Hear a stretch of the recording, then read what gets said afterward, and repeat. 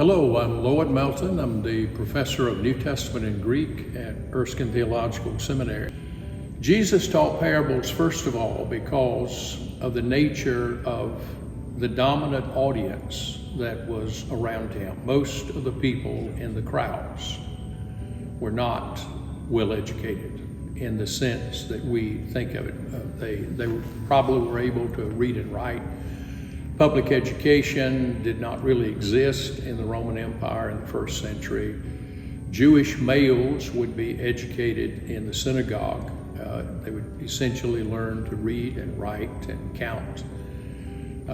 And that education was over by the time they were 12 years old. Of course, Jews, unfortunately, did not believe that females were worthy of an education. And so the dominant makeup of the crowds of Jesus, the term that I use in New Testament studies is the Am Haaretz, the people of the land. They were poor.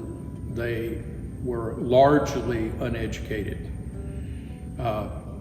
Jesus teaches in such a way that they can understand. The parables it's incredible the simplicity of the language, the simplicity of the things that Jesus uses to build a parable around. He talks about sowing a field, something that every person living in first century Palestine would know about. He talks about families that have breakups, a common problem then and obviously a common problem now.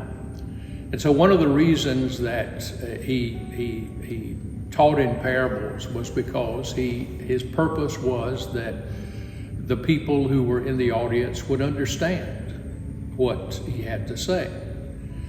A second reason, and I think by far much more important than the first, is that Jesus came preaching the coming kingdom of God.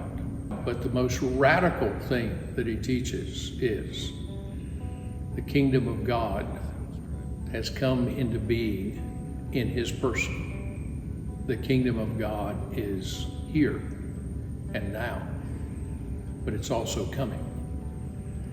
And of course, that idea in itself is so radical because the kingdom of God means the rule of God, and as people looked around in first century Palestine, like we look around today, there's precious little evidence that God is ruling.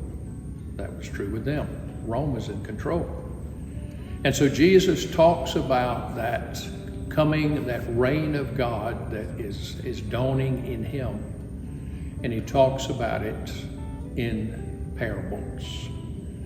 Many of the parables begin with the kingdom of God is like,